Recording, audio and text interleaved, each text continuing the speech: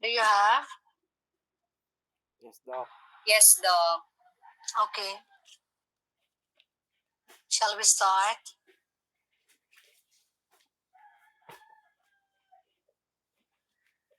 You need to take note important information. So have the photocopy and the ball pen with you.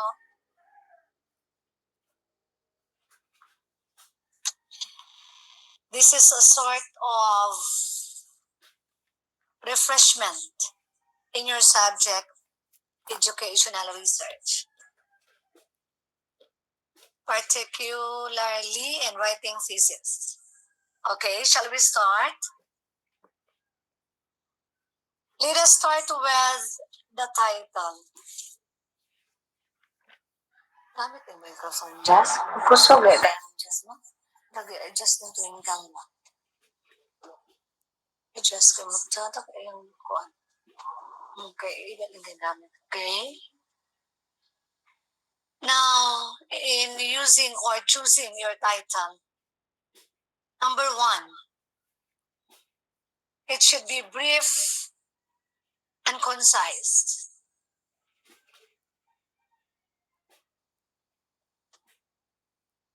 Standard is you must have 8 to 16 words. Minimum of 8 words and maximum of 16 words. But typical, you can have 10 to 15 words.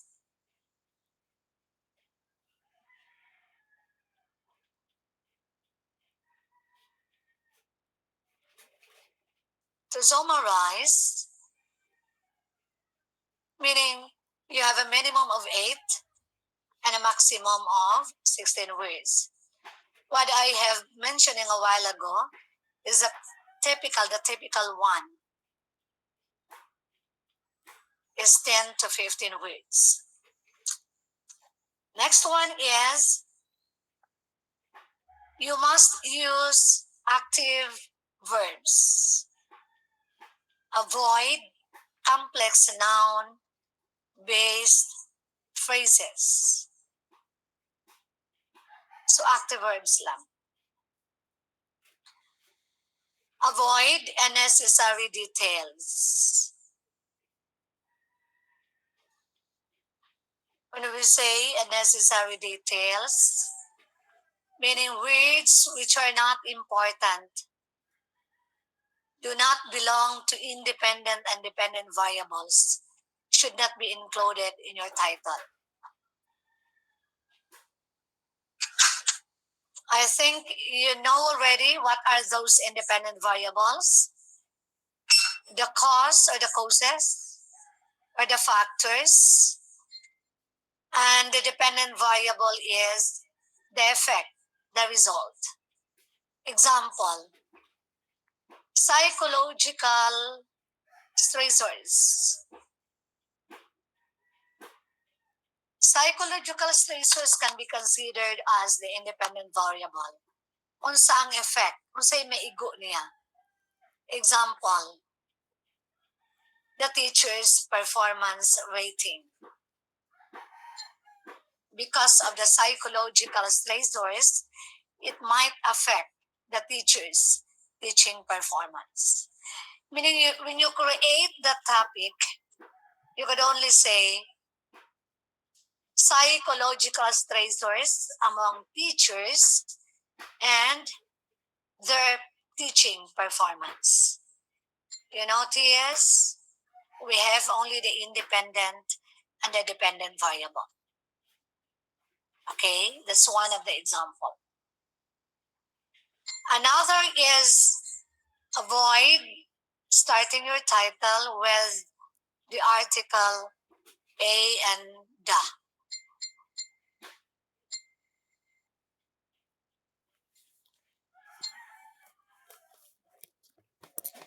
Remember, a lengthy title, meaning taas kay nga title, mula pas na ka sa 16 words, may seemed unfocused. Okay?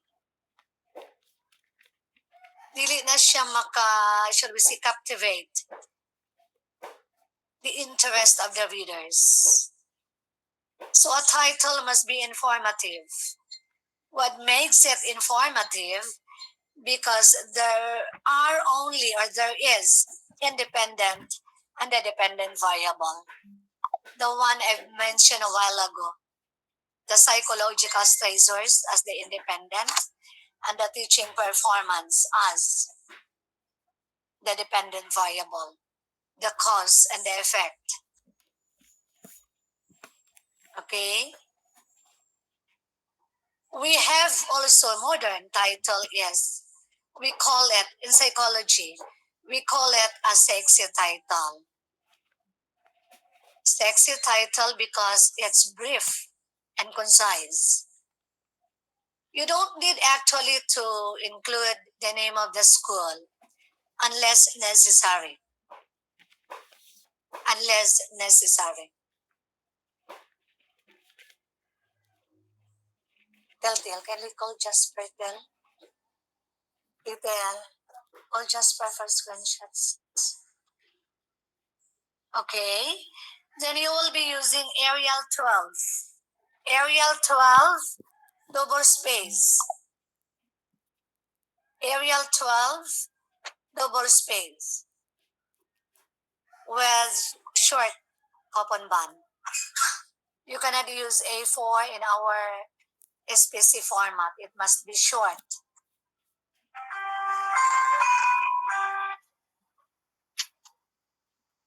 Okay?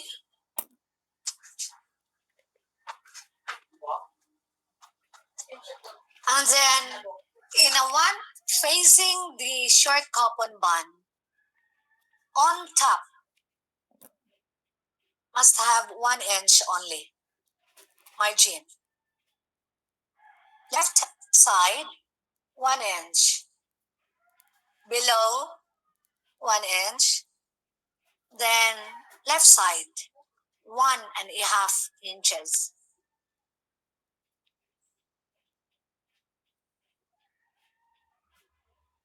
Okay?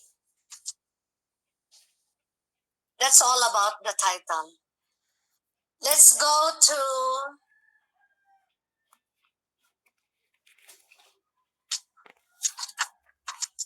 the sample thesis that you have. If you look at the title, it starts with an article, this time, before that is acceptable. But this time, starting last year, dili na ta pwede mo gamit og the and a. Okay? Pwede na kadiretso sa correlational study. Let's go to chapter 1. Look at your photocopy, please. The sample thesis. Look at the word chapter 1. Only the letter C in chapter 1 is capitalized. Do not caps lock all the letters in the word chapter. Okay? Chapter 1 is Indo-Arabic, not a Roman numeral. The word the problem, it must be caps lock. Capital siya tanan. The problem. Kumbaga sa atin,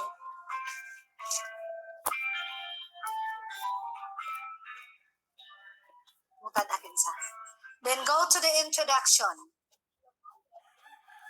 Are you with me, please?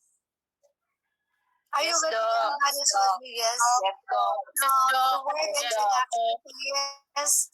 Yes, You only Doc. capitalize the word I. Small letter na ang uban. Sakin sa na, day?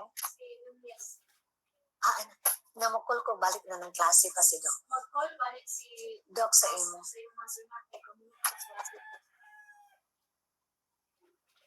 Justel, nag-call ko ganina, pero di man siya maan. Nag-call ko ganina. Okay. Let's look at ganina later. Pero I'll call back na lang. Look at the first paragraph. The Department of Education. In the first paragraph, you must tell the phenomenal background. We call this one as the phenomenal background of your topic.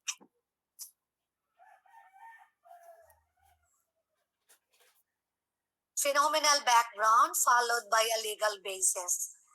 You look at the Department of Education, okay?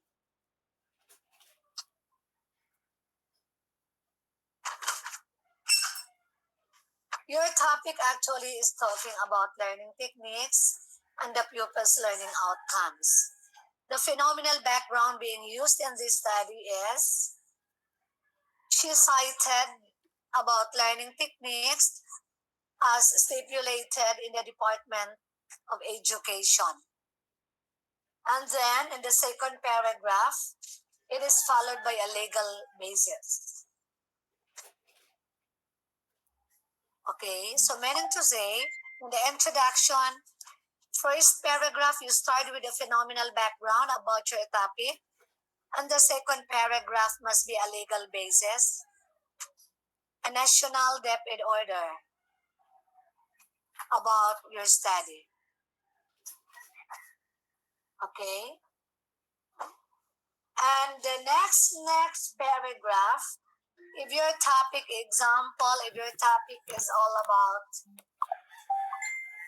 okay, you look at na lang next page. Page 2.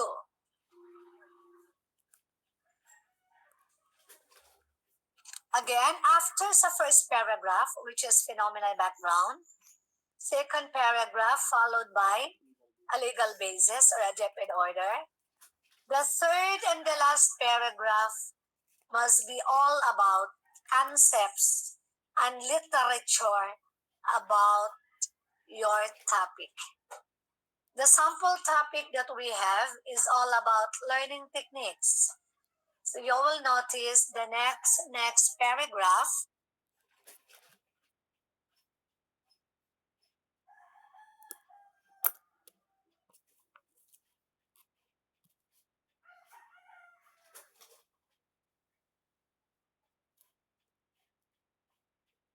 Ganun, Dok. Dok, Nakamute ka, ka, Dok. Dok. Nawala yung mga tingog, Dok. Dok, nawala. Okay. Pindutan siguro. Again, after sa legal basis, it must be followed, the next paragraph must follow concepts or literature about your topic. The sample that we have is all about learning techniques, so that is why puro siya learning techniques. When we see concepts or sample study, it refers to a thesis and a dissertation with authors sa local or foreign author, but must be all about your topic. If your topic is all about psychological stress, then the concepts and literature must tell us about psychological stress. Okay? The introduction, minimum of 300 words. 300 words. Minimum lang na siya. More than that, pwede. Pero ayaw na po di paabot of 400. Okay? Each paragraph must have 45 to 50 words. Each paragraph must have 45 to 50 words. If mo exceed siya, example, it will exceed or mo exist siya on 55 para lang to enact or dili makat ang iyang thought, okay lang gyapon siya. Okay? Now, if you have minimum of 300 words, expectedly you have 6 paragraphs in the introduction. But I said that is only minimum. Pwede more than that. But dili lang mo abot sa 400 words. Now, the last paragraph of the second second and last paragraph of the introduction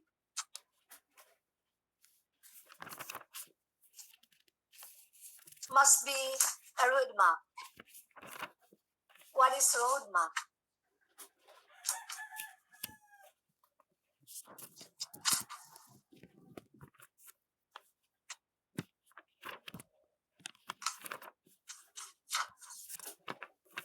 Can you look at page 6?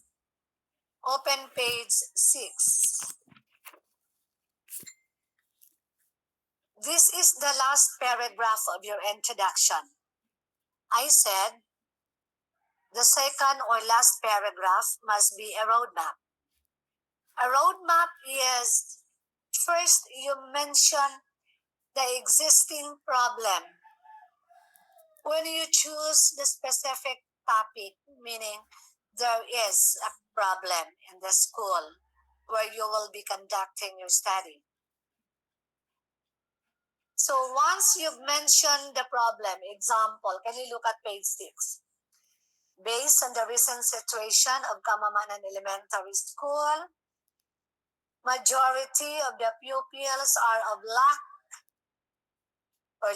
of study techniques. Di ba gimension niya ang problema? The problem is lack of study techniques. This is one of the roadmap. Next, masulod sa roadmap is the objective.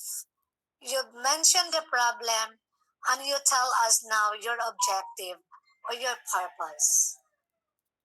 So, gingon na yun siya. The researcher wanted to find out the relationship between pupils. This is now the purpose or the objective. Clear? Am I clear? Meaning the Yes, last two paragraphs must be a roadmap. Ang sulod sa roadmap, pwede mo i-separate. Second to the last paragraph, the problem, and the last paragraph is the purpose or objective. Pwede sabi mo itampoy na one paragraph. Umubo lang ang imong pagka-construct. Okay? So are we done with the introduction now? Let's proceed to the second part of chapter 1. Theoretical and conceptual framework.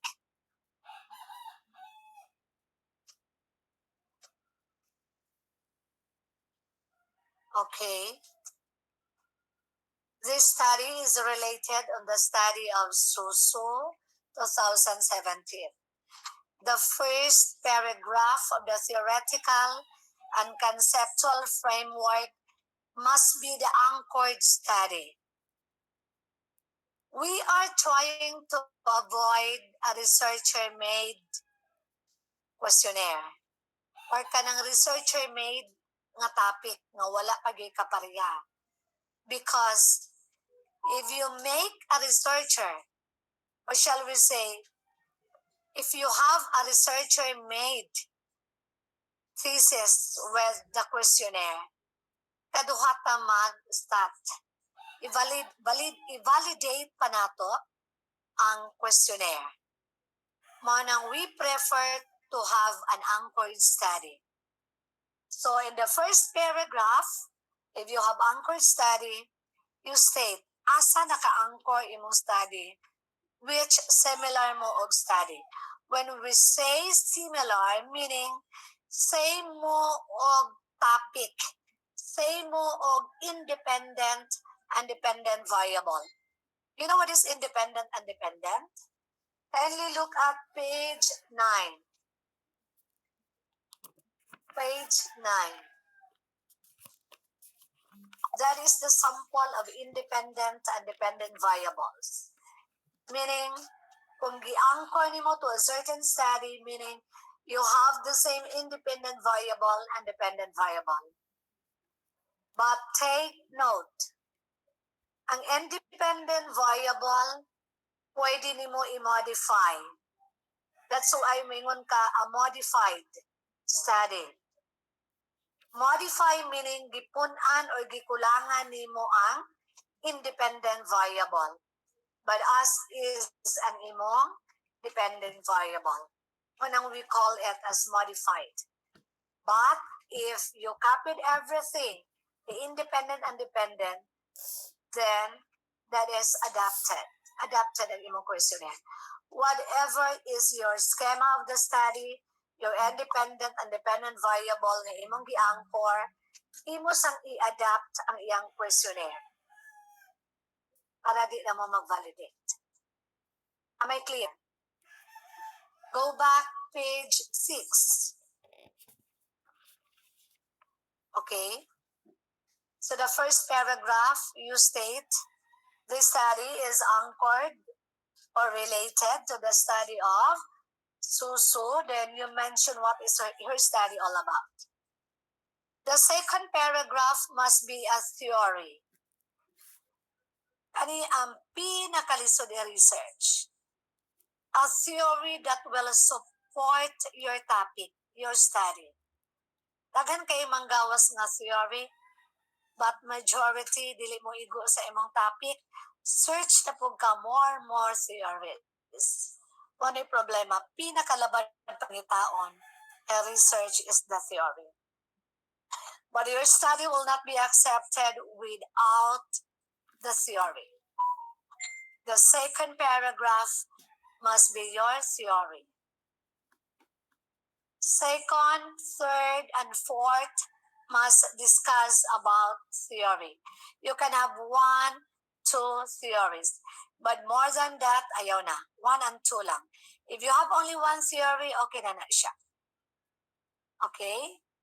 After the second, third, fourth paragraph discussing about theory, you start now presenting. Go back to page 9. The independent variables are the reading textbooks, the taking notes, and the memorizing. After discussing the theory, the following paragraphs must present all about your independent variable. Example, you must have a paragraph telling about reading textbooks because that's in your independent variable. Then followed by taking notes. Then followed by memorizing. You can have at least 3 paragraphs in each variable. After presenting all the concepts or literature about your independent variable, then you stop. Ayaw na pala yung daghan. There is no limit as to number of words in theoretical and conceptual framework, but you need to focus only what is in your independent variable. Clear? Let's proceed to the schema of the study. Page 9.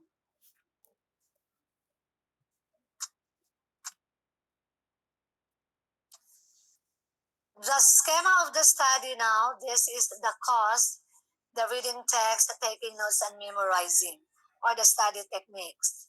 Then the respondents' learning outcomes is the effect. If you look at the 2 boxes, it means we are trying to determine if the study techniques affect the respondents' learning outcomes. Una ang pagbasa or meaning sa 2 boxes. Or we are trying to determine if the 2 boxes has a significant or different relationship. To make it simple, we are trying to determine if the independent variable naka-affect ba sa dependent variables. Then it will be followed by, this is the focus of the study. Dili na mo makitaan ang focus of your study. And it will be followed by a statement of the problem. Page 10. These are now the statement of the problems. You can have 3, 4, 5, 6, as many as you can, but minimum of 3 problems only. If you want more, you can have more than 3 statement of the problem. Let's look at problem number 1. Problem number 1 is we are now trying to ask about independent variable. Go back to your independent variable. Diba you have study techniques, reading text, taking notes, and memorizing. The statement of the problem number 1 is asking question refers to your independent variable. You see it? You have it? What is the profile of the respondents in terms of study techniques when grouped according to reading textbooks, taking notes, and memorizing? Diba? It talks about independent variable. Am I correct? Answer me, please. Yes, Doc. Yes, Doc. Look at the problem number 2. Problem Yes, number Doc. 2 now tells about dependent variable. Sa dependent variable, look at the schema. That is respondents' learning outcomes. So our problem number 2 is asking what are the academic learning outcomes of your pupils.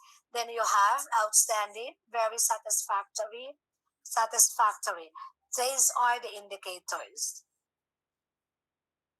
Problem number 3 now is the interplay. Let's go back to your schema. Diba we are trying to interplay the 2 boxes? Kung si independent naabay, relationship ni dependent, naka-affect ba si independent sa dependent? Then we constructed a statement of the problem of the 2 boxes, and that belongs to problem number 3. Is there a significant relationship between the learning outcome of the grade 3 pupils and their study techniques when grouped according to reading textbooks, taking notes, and memorizing. Kaning hypothesis, clerical error nino, kaning hypothesis na sumpay, supposedly dali ni sa next page. Nadubli lagi ni Jazz. Dili na mao ang next page. What is your next page? Research hypothesis? Yes, Doc. Hypothesis, Doc. Okay, ang ato ang 11. Wala tayo research hypothesis.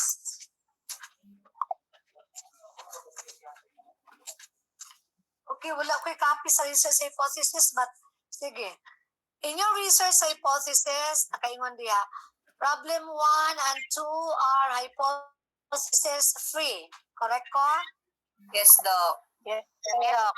Okay, next is problem 3 will be tested at 0.05 level of significance where the hypothesis is stated in a null form. Correct ko? Yes, Doc. Yes, Yes, Doc. When we see null hypothesis, that's now H01. Then, when we see null hypothesis, meaning gi-oppose niya ang problem number 3. Go back to page 10. Diba? Ang problem number 3, ask question like, is there a significant relationship? Ang null hypothesis iyang gi-oppose, ingon siya, kanang S01, that is null hypothesis, reads as null hypothesis. Diba? Sa S01, ingon siya, there is no significant. You see it? Yes, Doc. Yes, Doc. Sana siya magamit na nato sa chapter 4, pero dili sa nato na i-discuss. Dito na nasa chapter 4. Focus ta sa chapters 1 to 3. Malibog na mo. After Ana is significance of the study. Wala ko'y copy diri. Yes, But Doc. in your significance of the study, naka-specify diha asa man or who will be benefited Who will be benefited sa inyong study? Kinsay number 1 diha nga nakasulat? The Teacher, Doc. teacher, Doc. The teacher. The Teacher, teacher, okay. Doc. Unsa may benefits ani sa teacher? Next. Kasi nasunod diha. The administrator. Okay, administrator. Unsa may benefits sa imong study sa administrator? Now, actually, if you look at the sample, kung naa kay anchored study, pwede mo kapihon ang iyahang significance of the study, but pwede mo i-modify. Depende sa imong purpose na benefits sa teacher, sa administrator, sa pupils, or sa parents o i-appeal pa nimo. So, mo na yung meaning sa significance of the study. Who will be benefited sa imong study? So, sa imong anchored study, pwede nimo i-revise, pwede nimo kapihon, pag nice ang pagka-construct. Walay plagiarism mahitabuan na. Okay? Let's go now to the scope and limitation of the study. In the scope and limitation of the study, you need to mention only what are the variables. Mention the variables in the study. Mention the variables in the study. That is just almost there. So what are those variables? The independent and dependent variables. Then you mention also the respondents. Pwede nimo ma-mention ang respondents, a name of the school and the school year. Pwede. Then you mention also how did you take the number of your respondents. Is it purposive, random sampling procedure, or stratified random sampling? I-refer na lang na sa imong advisor. E daghang paagi in getting the sample respondent. At kasagara purposive sampling procedure. Okay? So mo na ang sulod sa scope and limitation. The next one, the last part of chapter 1 is definition of terms. Definition of terms. Can you inform Jasper? Another screenshot the next sections. Now, definition of terms, you will only define the words which are in the title and the words which are in the independent variable and dependent variables. No more, no less. Words or terminologies which are in the title and in the independent and dependent variables. Walay sobra, walay kulang. When you define it, that should be operationally. That is why in the introduction, to understand more of this study, the following terms are defined operationally. Dili pwede taken in the dictionary. If you know the definition, then relate that one to your study. If you refer that one to the dictionary, then relate to your study. Dili good word by word from the dictionary. It should be operationally. Okay? Let's go to chapter 2.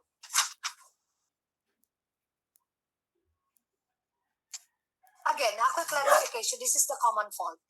In the definition of terms, you start the definition example. Academic learning outcomes, this refers to. Then you vary. Next word, mo gamit na sabkag, this pertains to. Dili pwede nga puro lang this refers to.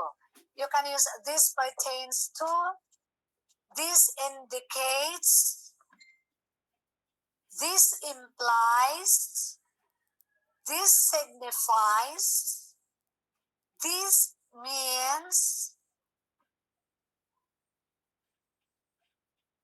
Okay.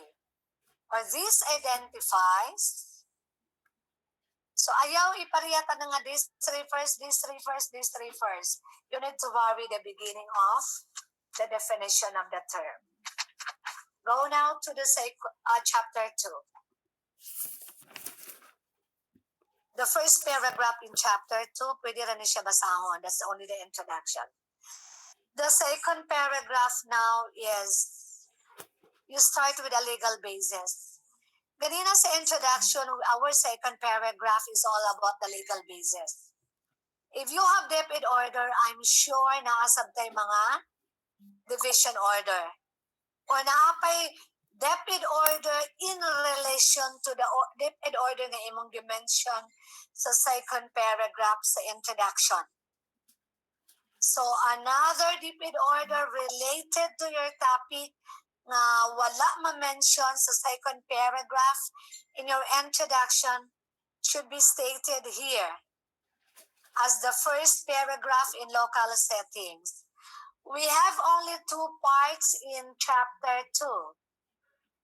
Related literature and studies in local setting. Nakita nimo wala gyud caps lock tanan ha. Related only the letter R, literature letter L, studies letter S, then local letter L, setting is letter S. Ayaw i-caps lock tanan. The first paragraph must be a legal basis which you have not mentioned yet in the introduction. Okay. First and second paragraph.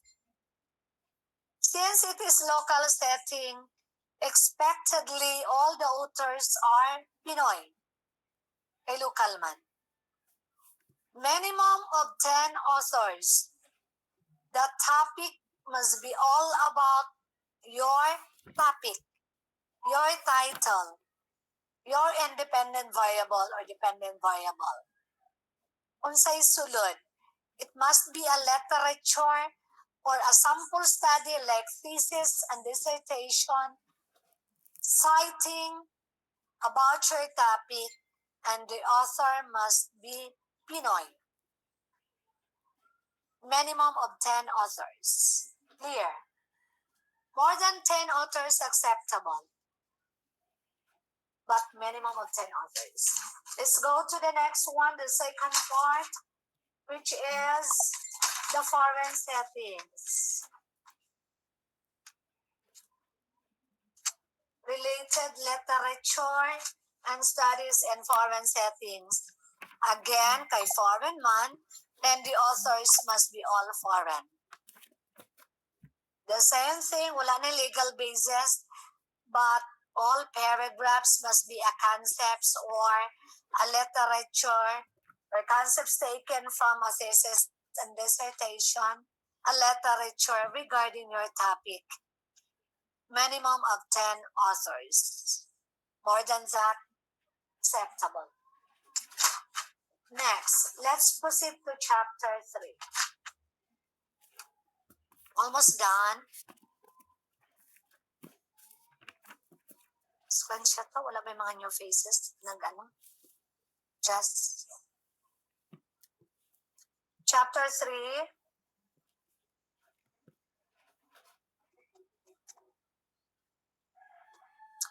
Before I forget, please, the chapters 1, 2, 3 will be presented as proposal, defense. You use present and future tense. Present and future tense. Pagka final defense, mo go back, imong advisor will go back to your chapters 1, 2, 3, then 4 and 5, you can now use present and past tense. Di po pwede past tense tanan. Because when you present the topic, when it is a presentation, then that must be a present tense. But when you tell us the result, then that must be past tense. Your advisor will help you that. Again, sa proposal, you use present and future. Pagka final defense, it must be present and past tense. Mo go back imong advisor sa imong mga tenses. Okay. Chapter 3, the introduction, please. Research design. Okay, you can copy only the introduction. In research design, if you want descriptive imong study, descriptive method,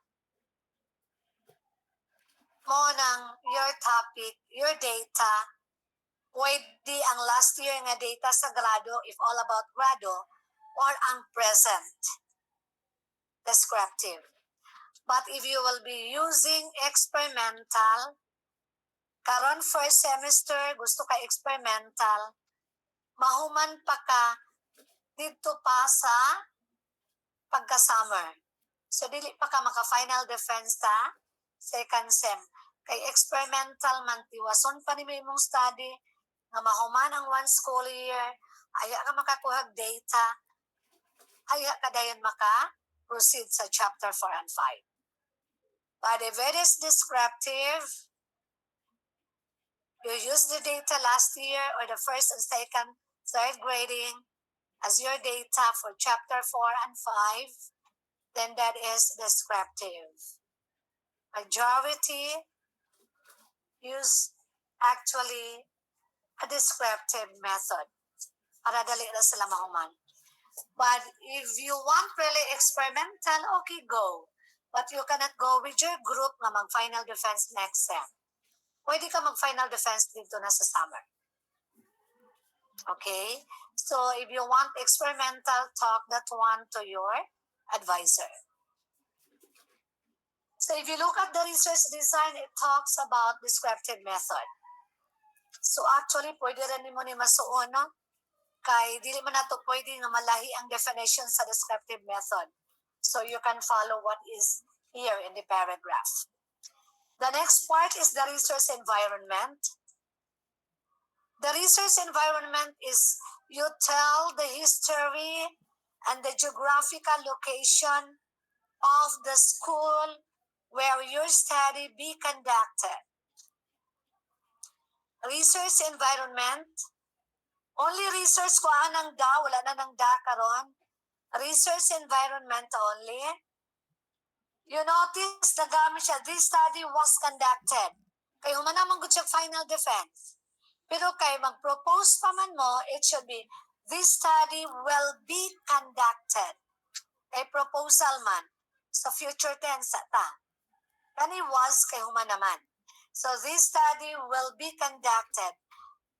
You mention the school and the school year as your first paragraph. Then the second and the last paragraph must be the history and geographical location of the school.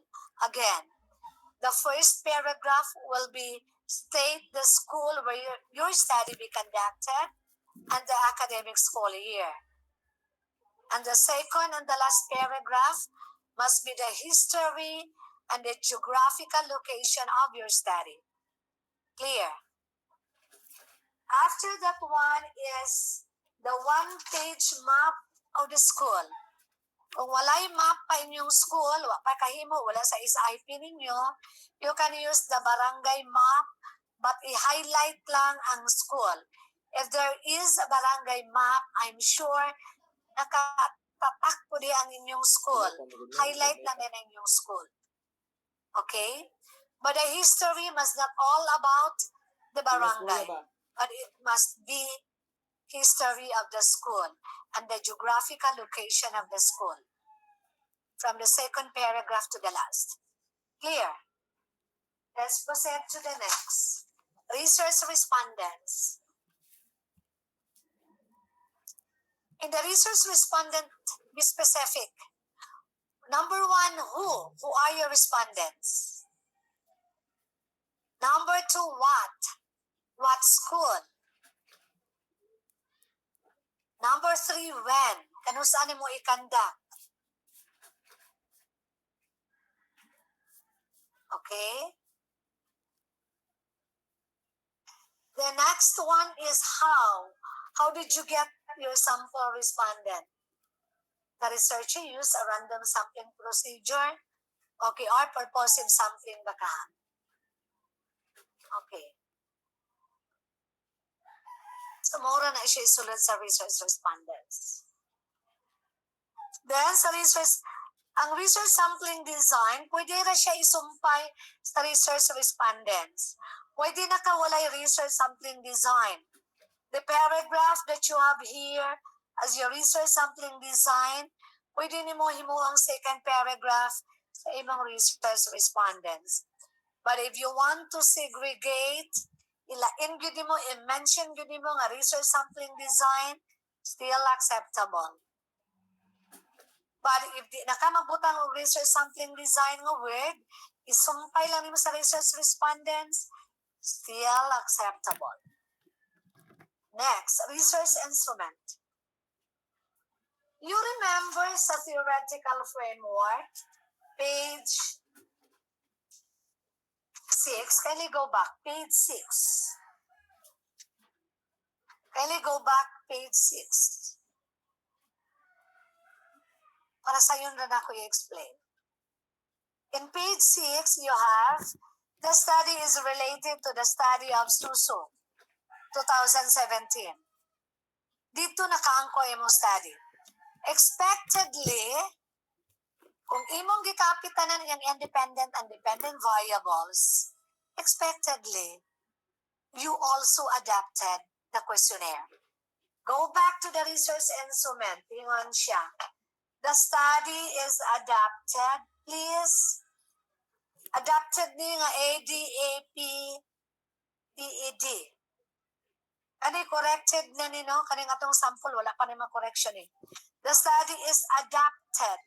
Ang nakapasa ani sa CHED is the correction na. The study is adapted. Adapted nga ADAPTED. Adapted. Adapted the instrument of Suso. Di ba? Naka-anchor ta kang Suso? Pero kung imong gikwaan din gipunan ang yang questionnaire, kaysa imong independent variable imo pong gikwaan din gipunan, dili na ka mo mention og adapted. Mingo na ka, mo mention ka adapted, but sumpayan nimo adapted and modified. Kana kung imong gipunan, gikulangan ang questionnaire. Okay? So you mention asa adapted kang Suso, unsay title. Then, mention, pila ka sets ang questionnaire. Nadia, you just read that one. Pila ka items ang part 1. Pila ka items ang part 2. Ang part 1 is the independent variable. The part 2 is the dependent variable. Again, you mention adapted and modified ba or adapted lang? Asa man, katong imong anchored study, Suso. I-mention ang title. I-mention duha ka parts. You notice nimo nga puro past tense ha, there were 2. Kay gipast tense man ni kayo man na mag-final defense. Sa inyo, mingon mo, there are 2. Present and future gyud ta. Or there will be, pwede. 2 sets. So ang first set is about independent, pila ka items. Ang second set is about the dependent variable. That is a research instrument. Data gathering procedure. When you read this one, giunsa nimo pag-gather? Past tense niya, when you make data gathering procedure, make it present and future. Ayaw ni i-follow nga nag-past tense. It must be present or future. You read what is inside, you notice it is all about the process on how you gather, how you conducted the questionnaire, and how you gather the questionnaire.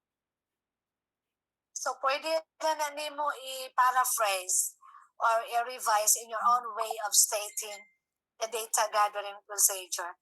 This is only your guide. Okay, clear? For the scoring guidelines, sa atong bago karon this school year, kuan na ni, categorization of variables, categorization of variables, then slash dayon, scoring guidelines. Mao ni ang bago this school year. Last year, mangguni nga sample. Categorization of variables slash scoring guidelines. Dili i-caps lock tanan. You notice only the beginning letter of the word. Word I mean, mo i-capital. Okay, look at now the categorization of variables or the scoring guidelines. You mentioned the independent and the dependent variables. You have it? Then you have score. The score and the interval scale here will be used for statistical purposes. So, dapat naagad na siya. Whatever nga naa sa inyo ang anchored study, pwede rin mo gamiton. Okay? Then proceed. Statistical treatment. Problem number 1, naka-refer ni siya sa statement of the problem number 1. Naka-remember mo dito? Sa statement of the problem ninyo, di ba you have 3? Go back. Statement of the problem number, I'm in page, para good siya klaro. Kindly look at page 10. Di ba you have 3 statement of the problem? You have it? Yes, Doc. Yes, Doc. Okay. Go back now to page 27. Ang statement, statistical treatment number 1, mao ni ang tool nga gamiton sa statement of the problem number 1. Ang problem number 2 or statistical treatment number 2, mao ni ang tool gamiton sa statement of the problem number 2. Katong tuwa ganina, katong giska na to. Ang number 3, mao na ni katong number 3 nga statement of the problem. Nag-interplay na to kung naabay significance independent and dependent variable. Mao na ni ang iyang tool nga gamiton. But, care of ni sa statistician kung insakto ba nga ang tool. If you write statistical treatment, i-check na dayo na sa inyong statistician if correct ba ang tool. During sa proposal, makita na dayo na sa members sa panel kung correct ba inyong tool. Whoever is your advisor, correction na sa inyong advisor if sa inyong tool. That if your advisor is kabalo sa statistics. Pag dili siya makabalo, you can ask other professors who know statistics kung sakto ba ang imong tool nga gigamit sa statistical treatment. Kaya sometimes, mingon man ang imong advisor, can you go to Dr. So-and-so, i-refer daw correct ba imong tool. Honest man ang advisor, no? Pag dili makarelate about stat. Okay. That ends chapter 3. Let's go to your bibliography. Next page. In SPC format, we adapted to. We can adapt bibliography like this. It is called bibliography if it is categorized as books, letter A. B, internet sources. Kana ang tawag ana is bibliography. But we can also use references lang. Gi-generalize lang alphabetical. Wala na gilain-lain nga books, internet, publish, unpublish. Wala na gilain-lain. References lang, meaning gisagol tanan but gi-alphabetize. Okay? So in SPC, we can use either bibliography or references. Okay, then Appendix C. This is now survey questionnaire. Kung ira nag-survey questionnaire, the name optional. Okay. Okay, mo na niya ang sample sa atong survey questionnaire. That's all. Thank you. Questions? Okay, are you now guided? I know it was discussed during your educational research ninyo. Face-to-face pa siguro to, no? Virtual yapon, Doc. Ay, virtual, kung virtual is on. I could still remember when I was teaching this one that was face-to-face. I was teaching statistics and research method. Dapat mo siya iuban. Tudlo kag educational research, tudlo kag stat. Dugay kay mauman. Kini ang pinakakuti nga subject. Pag-abot sa stat, pinakakuti because you need to integrate the two subjects. Pero kung virtual, labi nag-modular, wala yun. Isod ninyo masagtan, okay? Are you now guided? Questions? Doc, pwede mag-ask? Ma'am. Doc, question. Yes, ma'am. Sir. Hello, Ang Sir katong map, Philip. Doc, pwede sa Google Map kung walay ko at. Hello, Doc. Good afternoon. Oh, yes. Ayaw Regarding lang man sa katong map, Doc, ayaw ba lang pwede Google Map? Mag-google man ang uban, sir, pero dili lang siguro ng scan man na ninyo, no? Eh, sometimes dili siya ma-open. I-make sure lang when you send the soft copy, i-make sure lang nga ma-ano siya, ma-open. Dagang cases, I do not know, I'm not so literate with technology. But many cases wherein dili siya ma-open. I do not know how to do that. Nakanang ma-open siya. Pag-download na. Amo lang Up for you. i-screenshot, Doc. Kung screenshot mo isa lisod gihapon, I do not know what is the technique. Yeah, I really do not know, no? Medyo hina ako sa technology. So, maybe if you are literate with that technology, unsay paagi wherein pag-download, pag-print nimo, utatak siya. In most cases, I do not know, basta hindi ko siguro to kabalo sila. So, dili matatak, dili ma-download, walay sulod, blanco. So, kamo na, discard ninyo how to do that. Okay, Doc, Okay, thank you, Doc. Okay, next question, please. Doc, good afternoon. Yes, ma'am. Mag-ask ko sa kanang unsaon siya pag paid, Doc, kanang example kaning sa study ni Soso. Ako siyang i-quote pero si Soso nag-quote pud siya.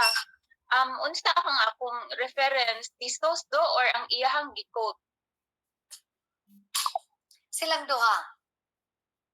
Ay, i-state na ko, Doc, nga Soso quoted Sanchez, ana lugar, Doc? Oo. Amin mo nung anchored by, which is cited by. Pwede.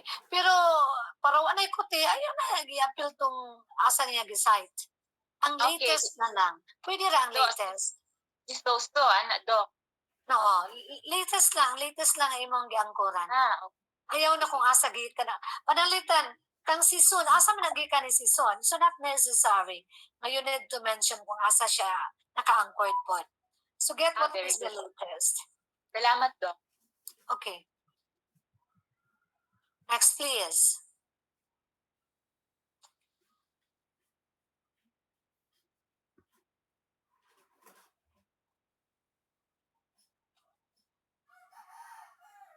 Are you now?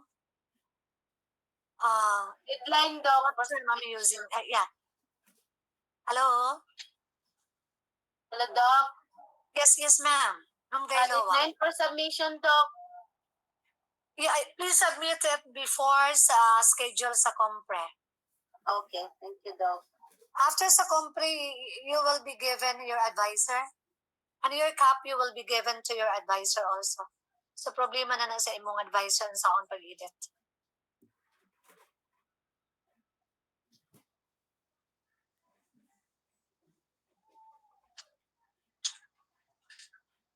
We have, I would like to reiterate, for those who enrolled only one subject, like thesis seminar, the schedule of your compre exam will be on November 27, am I right? It's Saturday. November 27, I think. You remember that one? I posted that one. Yes, Yeah. Doc. Yeah. For the next Saturday, for those who enrolled 4, 3, or 2 subjects, okay? Now, what is now your passport ba na siya? Present in the office the photocopy of the 600 pesos paid to the cashier. Kung pay ka sa cashier, mingon lang ka nga, bayad ka 600 for comprehensive examination, then photocopy the receipt and submit in the office. That would be a day before your schedule of comprehensive examination. Okay? Okay, Doc. Question again, Doc. Yes, ma'am. Kaning sa theoretical framework, si Soso ang iyang study dayon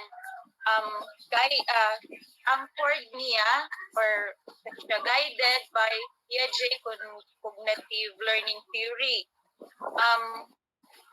Kung si Soso ang akong kuandok, nag-anchor ko, si Soso, nag-anchor po siya, guided po siya kang Piaget cognitive learning theory. Same lang do, kopyahon gihapon ako ang siyang Yes, pwede. kung asa siya nga theory. Depende kung i-mention lang mo usa ka theory, pwede lang. There are theories lang good na pwede siya magamit. Yes, Doc. There are